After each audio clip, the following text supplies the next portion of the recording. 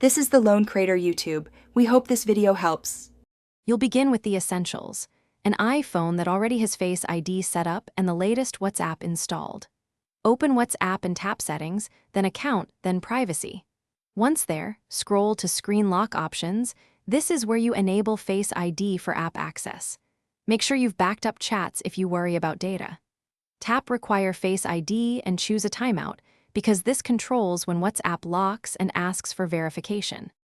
Once you select Require Face ID, pick a timeout that fits your privacy needs, immediately for strict security or a short delay for convenience. After choosing, close and lock the phone, then reopen WhatsApp to confirm it prompts Face ID. If it unlocks automatically, double-check the timeout. If Face ID fails repeatedly, go to iPhone Settings Face ID and passcode to reset or re-enroll your face. Make sure the front camera is clean, and to finish, confirm unlock with Face ID is on and run a few practical tests in different lighting and with Slash without glasses. If WhatsApp still doesn't prompt Face ID, toggle the screen lock setting off then back on. This often forces a reset. As a fallback, re-enroll Face ID in iPhone settings. Make sure both iOS and WhatsApp are updated, because updates fix recognition and permission bugs. One key troubleshooting tip: re-enroll your face if recognition degrades.